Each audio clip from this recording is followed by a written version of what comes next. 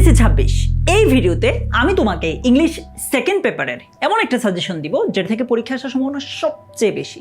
তবে শুরুতে একটা কথা বলে নেই, ইংলিশ ফার্স্ট পেপার পরীক্ষা হয়তো অনেকেরই মন মতো হয় নাই, আবার অনেকের মন মতো হয়েছে।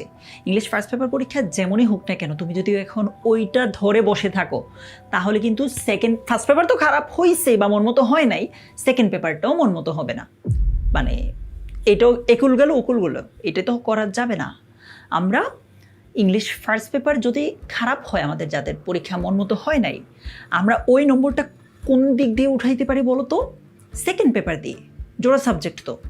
সো আমরা সেকেন্ড পেপার পরীক্ষাটা সামনে, আমার হাতে যে কয়দিন বা যতটুকু সময়ই আছে, সেকেন্ড পেপার পরীক্ষাটা এমনভাবে দিব ইনশাআল্লাহ যাতে করে আমার ফার্স্ট পেপারের সব কিছু সেকেন্ড পেপার দিয়ে কভার হয়ে যায়। বুঝাইতে পারলাম? সো চলো আমরা সেকেন্ড পেপারের ওভারঅল প্রিপারেশনটা কীভাবে নিতে পারি, কোন কোন জায়গায় আমাদের বেশি ফোকাস করা উচিত সেটা জানি। শুরুতেই একটা কথা বলে নিচ্ছি ভাইয়া, আমি তোমাকে এখানে যেই সাজেশনটা দিব এটা সাজেশন মানে হচ্ছে পরামর্শ। সো এটা কিন্তু তোমার প্রশ্নপত্র না। তুমি তোমার ওভারঅল প্রিপারেশনটা যেভাবে নিচ্ছিলে সেভাবেই নাও, নিতে গিয়ে আমার এই সাজেশনের যে জিনিসগুলো দেওয়া আছে সেগুলোতে ফোকাস বেশি করবা। আশা করি আমি তোমাকে বুঝাতে পেরেছি।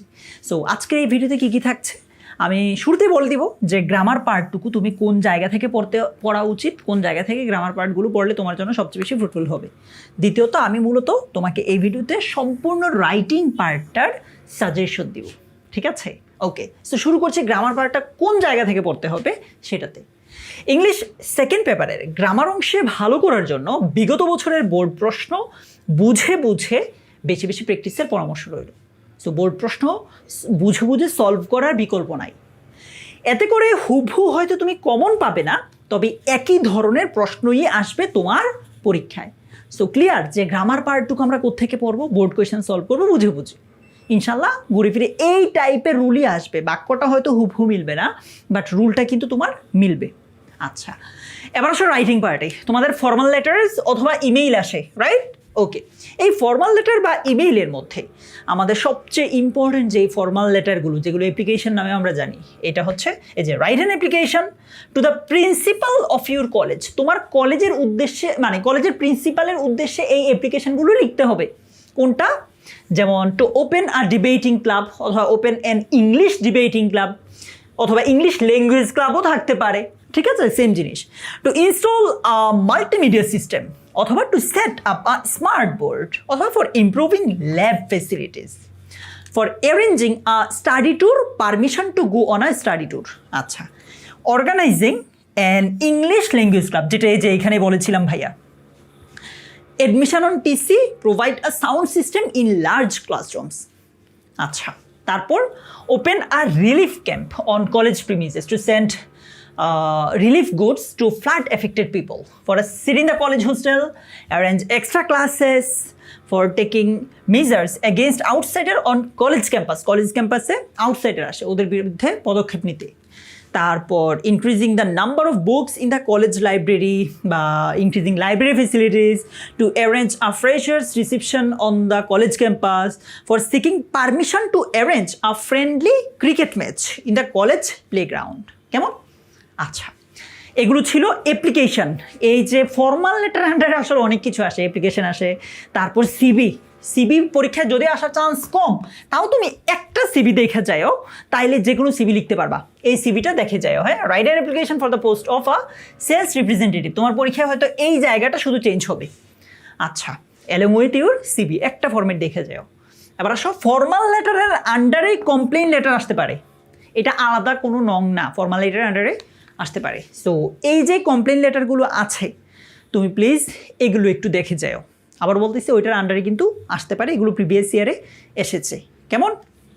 যেমন take steps against the anti social activities, তারপর complaining against the reckless driving of the motor cars, তারপর মনে করো কুরিয়ার সার্ভিসের, কুরিয়ারে তোমার ধরো কোনো একটা প্রোডাক্ট মিসিং, ওইটা নিয়ে।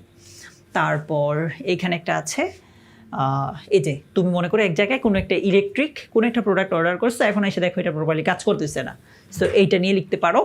এরপর 5 নম্বরে বলছে, suppose you R an inhabitant of Cox's Bazar বা যে কোনো একটা এরিয়ার, write a letter to the chairman of the electricity board complaining about frequent power failure in your area, মনে করো তোমার এরিয়াতে নিয়মিত বিদ্যুৎ বিভ্রাট হয়, নিয়মিত ইলেকট্রিসিটি চলে যায়, ওইটা নিয়ে একটা কমপ্লেন লেটার লিখতে। ওকে, সো এগুলো গেল ফর্মাল লেটারের আন্ডারে যা যা থাকে সব কিছু।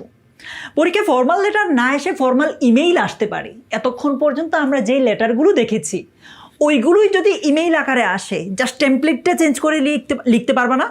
লেটার যেভাবে লিখে ওইভাবে না লিখে ইমেইলের স্টাইলে লিখে দিবে, তাইলেই হইলো।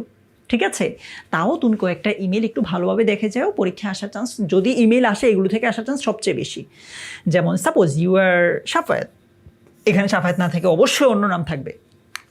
You want to get admitted into an English language course run by the British Council. Write an email to the manager for details. এটা আসতে পারে। অথবা মনে করো যে বলছে suppose you are Masum, so নামগুলো চেঞ্জ হতে পারে, স্টুডেন্ট অফ ক্লাস, এরকম যে কোনো জিনিস থাকবে। সো বলছে যে মনে করো যে তোমার ছোট বোন, যে কোনো একটা নাম যদি পরীক্ষায় যদি নাম দেওয়া থাকে ওই নামটাই তুমি উত্তরে লিখতে হবে, আর যদি নাম দেওয়া না থাকে তাহলে নিজের মতো লিখবা। তো বলতেছে মনে করো তোমার ছোট বোন is indifferent two multimedia class. Indifferent মানে হচ্ছে উদাসীন, তোমার বোন মাল্টিমিডিয়া ক্লাসের ব্যাপারে উদাসীন। এখানে মাল্টিমিডিয়া ক্লাস না থেকে হতে পারে যে নিউজ পেপার থাকতে পারে বা ফিজিক্যাল এক্সারসাইজ হইতে পারে, মানে যে কোনো কিছুই হতে পারে। সোশ্যাল মিডিয়াতে বেশি টাইম ব্যবহার করে, সো এইটা নিয়ে সে মানে উদাসীন, সে পড়াশোনা নিয়ে উদাসীন, এরকম থাকতে পারে। সো যাতে ও এই জিনিসগুলো করে সেটা নিয়ে তুমি ওকে একটা ইমেল লিখো, পরামর্শ দাও। সো ওইভাবে তুমি এখানে প্রত্যেকটা ইমেল ভালোভাবে দেখার পরামর্শ রইল। যদি ইমেল থেকে প্রশ্ন আসে তাহলে এগুলো থেকে আসার চান্স সবচেয়ে বেশি। ক্লিয়ার? আচ্ছা, এবার আসো রিপোর্ট রাইটিং, যেটা নিয়ে তোমরা অনেক প্যারা খাও। এটা ফুল সিলেবাসেই ছিল, এর আগে শর্ট সিলেবাসে এটা ছিল না। সো রিপোর্ট রাইটিংয়ের ক্ষেত্রে যেগুলো আগে ফরম্যাটটা ভালোভাবে দেখো, যে টেমপ্লেটটা কীভাবে রিপোর্ট লিখতে হয়। সো এবার দেখাই আমি এই রিপোর্টগুলো খুব ইম্পর্টেন্ট। যেমন suppose you are a reporter of a local newspaper in Rangpur, রংপুরের একটা স্থানীয় পত্রিকার তুমি একজন reporter.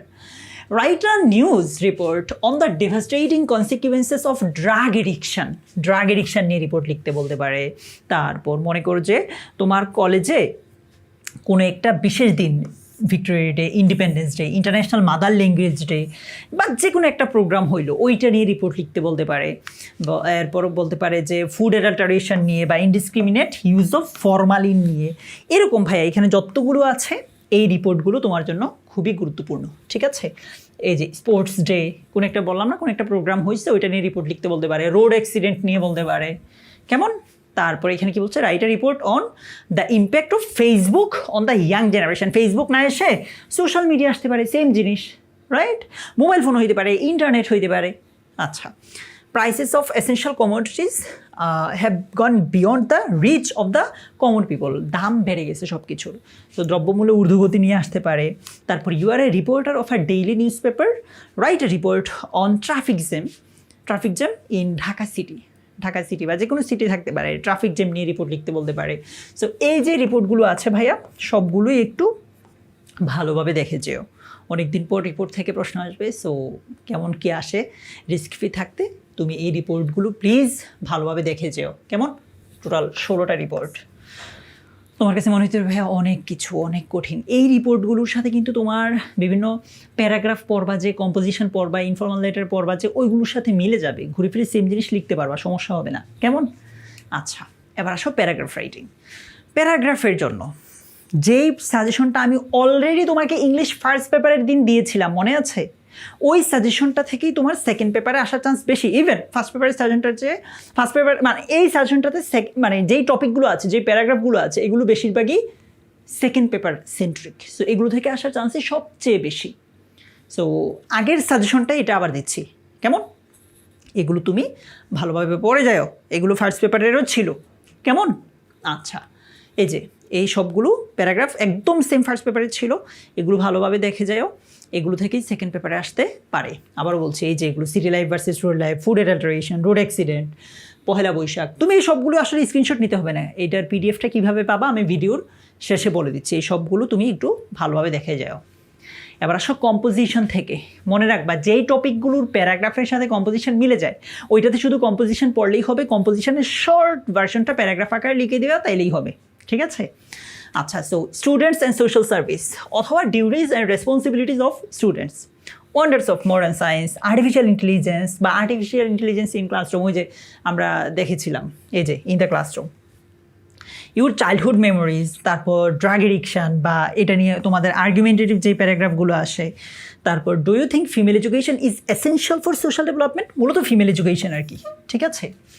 Deforestation, impact of climate change, তারপর uses and abuses of internet, environment pollution, মানে aim in life, patriotism, importance of rivers in Bangladesh, your favourite hobby, a visit to a place of historical interest, তারপর your favourite personality, তারপর population problem, এইটা important, ভালোভাবে দেখো। তারপর is the participation of the student community, এইটা কিছুটা 18 নম্বরটা ভাই কিছুটা এইটার মতো, হ্যাঁ কিছুটা ওইটার মতো, সো প্যারা খেও না। Modern civilisation is mostly projected in city life, yet there are discomforts and disadvantage, এটা মূলত হচ্ছে ভাইয়া এই যে এইটাই মূল লাস্ট লাইনটা, যে advantages and disadvantages of city life, ওই যে প্যারাগ্রাফে কিছুটা এরকম একটা ছিল, city life versus rural life. So far ঘুরে ফিরে সেম জিনিস, তোমার কাছে পড়া মানে সংখ্যায় বেশি মনে হইতে পারে, বাট যখন তুমি পড়তে যাবা জিনিসগুলো আসলে একটু কম লাগবে, ঠিক আছে। সো এতটুকুই ছিল আমাদের ইংলিশ সেকেন্ড পেপারের সাজেশনটা। তুমি যদি এই ভিডিওটা ফেসবুকে দেখো তাহলে কমেন্ট বক্স থেকে একটা লিঙ্ক আছে, লিঙ্ক দিয়ে রাখছি, সেখান থেকে গিয়ে সাজেশন পিডিএফটা ডাউনলোড করে নাও। আর যদি তুমি এই ভিডিওটা ইউটিউবে দেখো তাহলে ইউটিউবের ডেসক্রিপশন বক্সে এই পিডিএফের লিঙ্কটা দিয়ে রাখছি, সেখান থেকে গিয়ে ডাউনলোড করে নাও। তোমার জন্য অনেক অনেক শুভকামনা, ইনশাল্লাহ পরীক্ষা ভালো হবে, চিন্তা করো না। Best of luck, tata.